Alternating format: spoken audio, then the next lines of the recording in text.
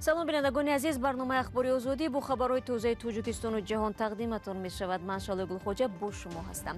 Нахуст ба сархати мавзӯи имрӯз 2 феврал таваҷҷӯҳ кунед. аз қазияи Маҳмурод Одинаев то боздошти 10 нафар бо гумони ҳамкорӣ бо мухолифини ҳукумат, нишасти матбуотии Дӯстиёни кулли Тоҷикистон дар Душанбе. бар зидди манфиати мардуми Тоҷикистон кор мебарад, фаъолият мебарад. мо онҳоро ошкор мекунем, ҳатман ба ҷавобгарии ҷиноятӣ мекашем. дар шаҳри Кулоб имрӯз бо Мирзо Бегматов арбоби давлатӣ ва охирин ширкатдори ҷанги бузурги ватанӣ видо карданд.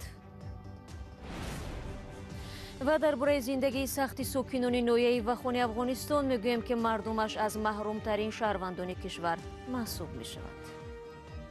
نان خشک است و چای است. دیگه ویتامین‌ها و ویتامین اینجا وجود ندارد. дар Москав имрӯз мурофиаи Алексей Навалний, раҳбари мухолифони Русия оғоз ёфт. Алексей Навалний аз 18 январи имсол дар боздоштгоҳи мавсум ба матроскаи Тишина нигаҳдорӣ мешавад. 2 ҳафта пеш ӯ барои нақзи шароити ҳабси шартӣ ба 30 рӯзи ҳабс гирифта шуд. дар муҳокимаи имрӯзаи додгоҳӣ ба 3.5 соли зиндон маҳкум кардани мунаққиди Кремл баррасӣ мегардад. Хабарнигорони телевизиони «Настоящее время» мегӯянд, маҳалли додгоҳ дар иҳотаи сахти нирӯҳои қудратӣ аст. идома дар гузориши Хиромон Бахозода. Полиси Русия ба боздошти мардуми ҷамъшуда дар назди додгоҳи шаҳри Москав шурӯъ кард. Ин дар соатҳое буд, ки дар дохили додгоҳ мурофиаи мунаққиди Кремлин Алексей Навалний шурӯъ шуд.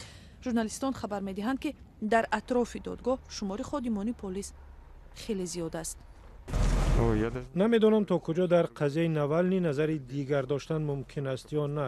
ин як мурофиаи беқонунӣ аст. мардро бедалил боздошт карданд. ин як таъқиби сиёсӣ аст. агар шумо раҳпаймоиҳоро пайгирӣ кунед, дигар бовар дорам гапе намемонад. додгоҳ қарори ба 3.5 соли ҳабс маҳкум кардани Навальнийро аз рӯи қазияи додгоҳии соли 2014 баррасӣ мекунад.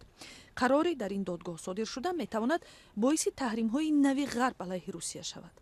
мунаққиди Кремлин Алексей Навальний бо завлона дар даст ҳозир шуд. ҳангоми суҳбат бо ҳуқуқшиносон табассум мекард. ӯ аз додрас пурсид, ки ҳамсараш Юлия Навальная ҳам дар мурофиа иштирок мекунад ё на. Навальний як мунаққиди шадидлаҳни президент Владимир Путин аст. ӯро 17 январ ҳангоми бозгашташ аз Берлин боздошт карданд. дар Олмон аз моҳи август то замони бозгашташ ӯ аз осори як заҳри низомӣ муолиҷа мегирифт. мақомоти низоми зиндонҳои Русия Навальнийро дар он муттаҳам карданд, ки ҳукми ҳабси шартии додгоҳ аз соли 2014-ро вайрон кард, чун бояд ҳар сари чанд вақт дар бораи буду бошаш дар Русия хабар медод. қазияи мазкур ба сарфи маблағҳову фасод рабт дорад ва худи Навальний онро ҳамчун дорои ангезаҳои сиёсӣ рад кардааст. бар асоси қарори додгоҳ дар сурати вайрон кардани қарори ҳабси шартӣ ба Навальний то 3.5 соли зиндони воқеӣ таҳдид мекунад. Навальний гуфтааст, ки охири соли 2020 натавонист ба хадамоти зиндонҳо рафта дар бораи буду бошаш гузориш диҳад, чун дар Олмон аз заҳролудшавӣ табобат мегирифт. рӯзи душанбе додситони Кул ҳам гуфт, ки аз додгоҳ дархост мекунад, ки аризаи хадамоти зиндонҳоро қонеъ кунад. рӯзи 2 феврал тарафдорони Навальний дар беруни додгоҳ барои пуштибонӣ аз ӯ ҷамъ шуданд. ба иттилои вебсайти ОВД Инфо, полис на камтар аз 100 нафарро дар назди додгоҳ боздошт кардааст. рӯ меорем ба мавзӯъҳои Тоҷикистон. дар ин кишвар тарҳи нави кодекси ҷиноятӣ таҳия шудааст. дар ин бора имрӯз Дӯстони Кул дар нишасти матбуотӣ хабар дод. тарҳи ҷадид сабуктар намудани ҷазоро барои ҷиноятҳои аз ҷониби занону маъюбон ва пиронсолон содир шуда пешбинӣ мекунад. барои ҷиноятҳои вазнин ва терроризм баръакс муҷозот сахттар хоҳад шуд. дар ин нишаст Додситони Кул боз ба кадом мавзӯъҳо дахл кард, дар гузориши Шаҳлои Абдулло ва Мулраҷаб Юсуфӣ мебинем.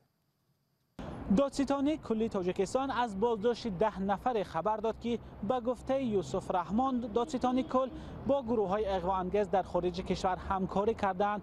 یوسف رحمان روز 2 فوریه در حضور خبرنگاران از این گروه های به گفته او اغواانگیز نام نبرد، اما پیشتر از این مقامات تاجیک در صحبت های خود با اشاره به گروه های اغواانگیز از سازمان های در تاجیکستان ممنوع گروه 24 و حزب نهضت اسلام یادآوری می‌کردند. هرچند این سازمان ها چنین اتهامات را رد رد کرده گفتند آنها مخالف سیاسی حکومت تاجیکستان هستند و به خاطر سرکوب دیگر اندیشان نمیتوانند در داخل کشور فعالیت کنند.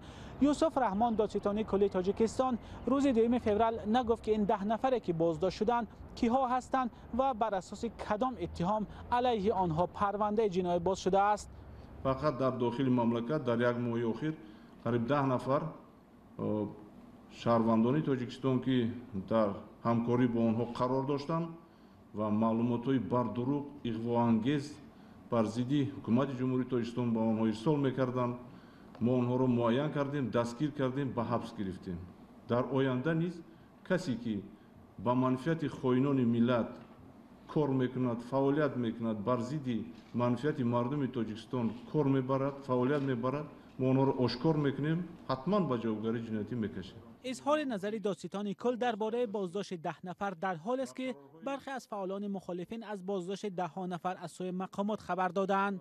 هرچند دادستان کل از افرادی به گفته او خائن و اغواگر نام نبرد، اما پیشتر از این در رسانه‌های رسمی مخالفین در خارج بوده حکومت را با این نام ذکر می‌کردند. خودی مخالفین این همه را رد می‌کنند.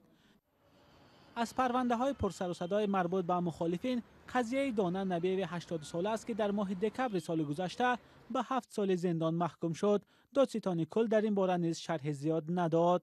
هست سیری خدمتی، خب هست پرونده جنایتی که باید سیری تفتیشاتی دارد. ما یکم دلیل ها را پورا به سهم شما رسانده نمیتونیم. در نشست دادستان کل مسئله بازداشت محمود آدینف معاون رئیس حزب سوسیال دموکرات نیز صدا داد. دلیل های کافی در پرونده جنایتی جمع آورده شدند. دادستان کل تاجیکستان خبر لطوکوب شدن محمود آدینف را در بازداشتگاه رد کرد. این همه دروغ است، اغوا است. خود آدینف در آخرین مرافعه دادگاهی گفته بود لطوکوب شده ستون مهرش آسیب دیده است. نزدیکانش نیز گفتند که او شکنجه شده به زور به پای راست می ایستاد. یوسف رحمان همزمان در رابطه با پرونده این فعال سیاسی گفت درباره او دلیل‌های کافی جمع شده بود، اما دادستان کل این دلیل‌ها را ذکر نکرد. خود آدینف که به 14 سال زندان محکوم شده است، اتهام علیهش اعلان شده را بی اساس نامید.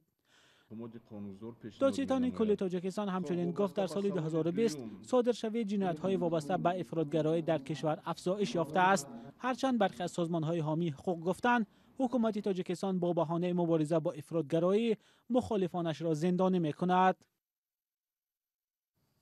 بینندگان عزیز، رادیو آزادی فعلا منتظر واکنش نیروهای مخالفین به اظهارات دادستان کل تاجیکستان است و در صورت دریافت نظر آنها برایتان پیشنهاد خواهیم کرد. در شهر کلاب امروز میرزا بگماتов خادم معروف دولتی و حزبی کشور درگذشت نام برده زمان در وظیفه‌های بلند کار کرده و همچنین سابقه‌دار جنگ بزرگ وطنی بود. در مراسم ویدو با میرزا بگماتов در شهر کلاب فعالان دولتی و همسایه‌ها جمع شدند. محمود جان رحمتزاده گزارش می‌دهد. میرزا بگماتов آخرین اشتراکچی جنگ بزرگ وطنی در منطقه کلاب و سابق رئیس کمیته شهر کلاب در سن 97 سالگی درگذشت. یار و رفیقان میرزا بگماتov میگویند که او در 10 سالگی از پدر و مادر یتیم مانده تا به این سطح رسیدن خود کوشش کرده است. حق نظر غایب شاعر تاجیک و دوست نزدیک میرزا بگماتov میگوید که میرزا نفری بود که تا آخرین نفس در خدمت وطن و تربیت جوانان سهم گذاشت.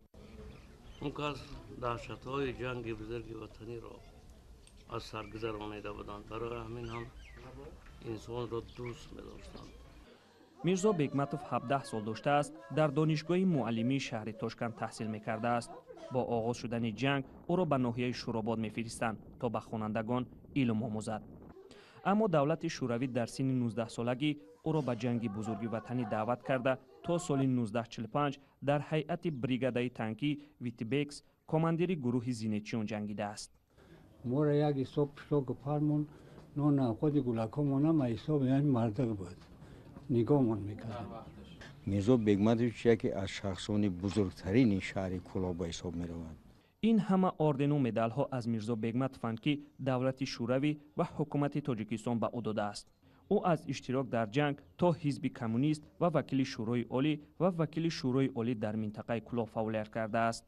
мирзо бегматов баъди хатми ҷанг бо софия акалаева духтари асатинӣ издивоҷ карда 8 фарзанд доранд. софия акалаева ҳамсари мирзо бегматов соли 2012 вафот карда буд. мирзо бегматов дар қайди ҳаёт будан таърихи ташаккулёбии ҳокимияти шӯравӣ дар шаҳру ноҳияҳои гурӯҳи Кулоб, Комбрик Томин, раиси комитети инқилобӣ Саидҷон Назаров қиссаи ҳуҷҷатии паҳлӯҳои зиндагӣ ва умри босамарро дар шакли китобҳо рӯи чоп овардааст. гузориши маҳмуҷон раҳматзода буд. ҳоло як огаҳӣ пешниҳоди шумо мешавад ва баъд аз ин барномаи хабариро идома медиҳам. салом, агар хату хабар мехоҳед мо дорем. навиди бомдодӣ, сархати хабарҳо, ахбори тоҷикистон ва ҷаҳон, гузоришҳо ва таҳлилҳо. чӣ мегузарад ва чаро? донистан фаҳмидан аст. замима ё апи моро бигиред. бале, хабарҳоро аз радиои озодӣ дарёфт кунед. ва ҳоло барои шумо дар бораи деҳаи дурдасти ҳамарз бо тоҷикистон қисса мекунем ки мардумаш дар вазъи тоқатфарсо ба сар мебаранд. даҳо хонавода дар ноҳияи Вахони Афғонистон аз оддитарин шароити зист маҳрум буда на ба маводи ғизоӣ дастрасӣ доранду на ба хадамоти тиббӣ. тоири сафар гузоришро тақдим мекунад. вахон яке аз гӯшаҳои сард ва дурафтодаи Афғонистон. сокинонаш аз маҳрумтарин шаҳрвандони кишваранд. ба далели сармои сахт ва роҳҳои душворгузар моҳҳо аз рӯстаҳои худ берун омадан наметавонанд. маводи хӯрокии дуруст ҳам надоранд. хадамоти тиббии муносиб нест. бисёре аз мардумро бемориҳои роҳҳои нафас озор медиҳад. абдулқудус раиси шӯрои инкишофи деҳаи буруғели ноҳияи Вахон аст. 70 нафар мо ба дасти худ аз дасти ҳамин маризии корона мо ба хок ба дасти худ ба хок бардем. ам кӯдако ам зано. ҳарорат дар ин деҳа дар байни кӯҳҳои Помир аз 20 дараҷа ҳам поён меравад. сарпаноҳи мардум хонаҳои гилин аст ки гармӣ онҷо намемонад. дору нодори сокинони ин хона чанд зарфи оҳанин ва фарши фарсудаву нам кашида аст. ҳамасола сармои сахт ва гуруснагӣ аз сокинони ин деҳа қурбонӣ мегирад. اونجا استفاده مردم نان خشک است و چای است. دیگه ویتامین ها ویتامین اونجا وجود ندارد. از نگاه ویتامین بسیار مردم با مشکلات مواجه است. یعنی بیشترین اطفالای خود را در ماه سردای زمستان از دست میده. آمدن چرخبال در چند روز پیش برای این مردم نویدی روز خوبی بود. وزیر حالتهای فوق‌العاده افغانستان خودش محصولات نیاز اولیه آورد. امروز ما شاهد روند توزیع برای 152 فامیل در پامیر خرد هستیم که عملا جریان توزیع هم پول نقد، هم مواد غذایی و هم مواد البسوی و کیت های صحی ما عملا آغاز شده و تلاش داریم که این روند برای پامیر کلان هم ادامه بدهیم. نور خاوری رئیس اداره تندرستی ولایت بدخشان هم به وخان آمده بود. خودش بیماران را معاینه میکرد. میگوید نبود ویتامین کافی در بدن کودکان آنها را در برابر بیماری های گوناگون آسیب پذیر کرده است. در اینجا مردم به سبزیجات عادت نداره. مردم در اینجا میوه را نمیشناسه. بنابراین حتما به کمبود ویتامین یا تمامشان مصاب است. روستای بروغلی ناحیه وخان در 371 کیلومتری شهر فیض‌آباد مرکز ولایت بدخشانی افغانستان واقع است. راههای دشوارگذری آن در زمستان به سبب برف زیاد برای هفته‌ها کس ناگذر می‌شوند. روستاهای دیگری وخان نیز عین وضعیت را دارند. گرچند مقامات دولتی عهد دادند کمک بیشتر می‌آورند، اما چشم امید مردم به جستجوی راه حل دائمی مشکلاتشان است. آنها میگویند باید راههایی که به روستاهایشان میرسد باز نگه داشته شوند، صاحب خدمات تندرستی باشند و زمینه تحصیل برای کودکانشان فراهم شود. دوستان عزیز، فرصت برنامه ما اینجا به پایان میرسد. سپاس میگویم از یکایک شما که تا همین دقیقه ما رو تماشا کردید و چون همیشه اخبار از این بیشتر و از آن شما میتونید در سامانه رادیو آزادی زیر نشانی www.azadi.org بخوانید. نوارهای روز در صفحه آزادی ویدیو در یوتیوب همه روزه گذاشته میشود. همچنین صفحه های ما در شبکه‌های اجتماعی در خدمت شماست، میتوانید استفاده کنید.